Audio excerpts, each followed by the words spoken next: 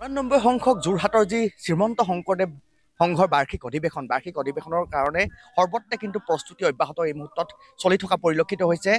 অসমৰ বিভিন্ন প্ৰান্তৰ পৰা অহা ভকত বৈষ্ণৱক আদৰিবলৈ যোৰহাটৰ জিলা সমিতিয়ে হওক বা যিসমূহ প্ৰাথমিক সমিতি আছে, প্ৰাথমিক সমিতিসমূহ এই মুহূৰ্তত সৰ্বতোপ্ৰকাৰে ব্যস্ত হৈ পৰা দেখিবলৈ পোৱা গৈছে। এই মুহূৰ্তত আপোনালোকক অন্য এটা পৰিৱেশ দেখুৱাবলৈ আমি যত্ন কৰিম।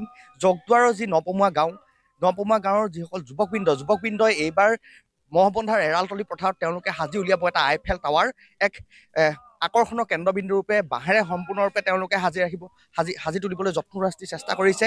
যিগৰাকী আঁৰৰ ব্যক্তি, সেই আঁৰৰ ব্যক্তিৰ মনৰ যি তেওঁলোকৰ মনৰ ব্যস্ততা বা মনৰ কথা, সেই মনৰ কথা জানিবলৈ আমি যত্ন কৰিম। সেই ব্যক্তিগৰাকী মোৰ লগত আছে। মই পুনতে আপোনাৰ ওচৰলৈ আহিছোঁ। কি নাম আপোনাৰ? পৰাগ বৰা।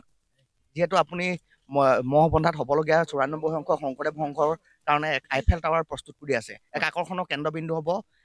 যি অধিৱেশনস্থলী মূল প্ৰৱেশদ্বাৰতে আইফেল টাৱাৰ আপুনি প্ৰতিষ্ঠা কৰিব। প্ৰৱেশদ্বাৰত নহয়, আচলতে আমাৰ প্ৰদৰ্শনীৰ কাৰণে কোৱা হৈছে। প্ৰদৰ্শনীৰ মূল আকৰ্ষণৰ হ'ব পাৰে। কেতিয়াৰ পৰা লাগি আছে, কিমানজন লাগি আছে আৰু কেনেদৰে এই প্ৰস্তুতি আপোনাৰ চলাই গৈছে? আজি আমি প্ৰায় 20 দিনমান কাম চলি আছে। তাৰ আগৰ পৰাই প্ৰস্তুতি চলি আছিলে আৰু 6-7 দিনত আমাৰ কাম সম্পূৰ্ণ হ'ব বুলি আমি আশা ৰাখিছোঁ। কিমান ফুট ওখ হ'ব বা কেনেদৰে গোটেই কথাখিনি, কিমান বাঁহ লাগিছে? 80 ফুট ওখ হ'ব আৰু 35 ফুটমান বহল হ'ব। আৰু আপোনাৰ 70টামান বাঁহ এতিয়ালৈকে কটা হৈছে আৰু 6-7টামান কাটিব লগা হ'ব পাৰে। খৰচ আপোনাৰ এতিয়া আমি সম্পূৰ্ণকৈ ক'ব নোৱাৰিম, তথাপিতো 70-80 হাজাৰমান টকাৰ ভিতৰত কামটো ওলাবগৈ যেন লাগিছে। আপোনাৰ সম্পূৰ্ণ হুবহু আইফেল টাৱাৰ যিটো, সেইটো নিচিনাই হ'ব বুলি আমি আশা ৰাখিছোঁ। আমি হালধীয়া ৰং দিয়াৰ এটা পৰিকল্পনা কৰিছোঁ, কাৰণ এই জিলিকি থাকিব বেছি, দিনতে হওক গধূলি সময়তো অলপ জিলিকে বেছি, সেইটো কাৰণে হালধীয়া ৰংটো চইচ কৰা হৈছে। আগতে এনেধৰণৰ কিবা স্থাপত্য আপুনি বনাইছে নেকি? এনেকুৱা বাঁহৰ কৰোঁ, এইবিলাক কাম বাঁহৰ গেট বনাওঁ, কিবা কিবি ডেক'ৰেশ্যনৰ কাম কৰোঁ, বিয়াৰ ডেক'ৰেশ্যন কিবা এনেকৈ কৰি থাকোঁ। আৰু সৰু সুৰা এইবিলাক মিটিঙৰ কাৰণে যিবিলাক গেট বনাব লাগে এইখিনি কৰোঁ কাম। এতিয়া যিটো আইফেল টাৱাৰ বনাইছে শংকৰদেৱ সংঘৰ কাৰণে, সম্পূৰ্ণ আপোনাৰ নিজস্ব পৰিকল্পনা, নিজস্ব খৰচত আপুনি তাত? খৰচ নিজস্ব নহয়, খৰচ আমাৰ আদৰণি কমিটিৰ ফালৰ পৰা হৈছে আৰু পৰিকল্পনাটো মোৰ নিজৰ আছিলে। মই আইফেল টাৱাৰটো যিটো মনত এটা এইটোৱে বনাম বুলি ভাবি লৈছিলোঁ।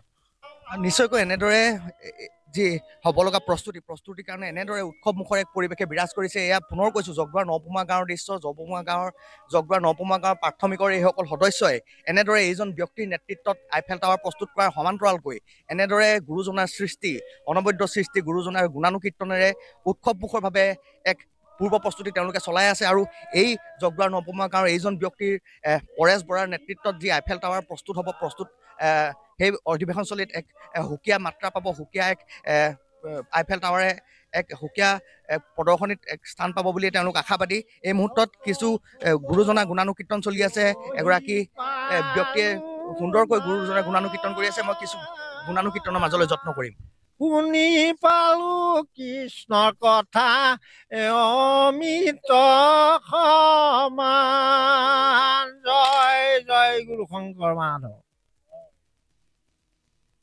অধিৱেশনৰ কাৰণে এইটো এটা আমি শিল্পীজনৰ দ্বাৰাই আমি এটা প্ৰস্তুত কৰিছোঁ। তেখেতে ইয়াত সৰু সুৰা কাম অনেক কৰি থাকে। এইবাৰ আমাৰ শংকৰ সংঘৰ অধিৱেশনৰ এটা আদৰণি কমিটিৰ দ্বাৰাই এটা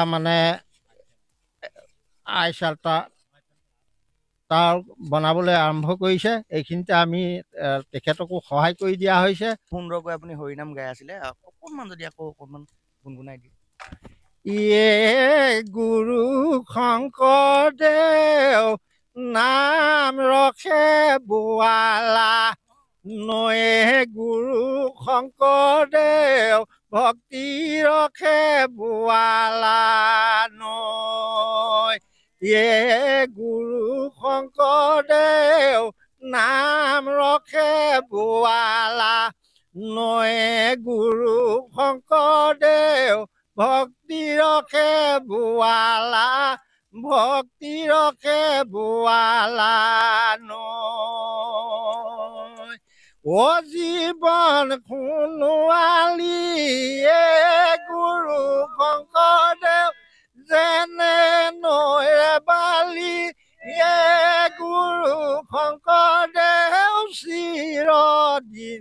থাকে ৰয়ে গুৰু শংকৰদেৱ নাম ৰখে বোৱালা নয়ে গুৰু শংকৰদেৱ ভক্তি ৰখে বোৱালা ভক্তি ৰখে বোৱালা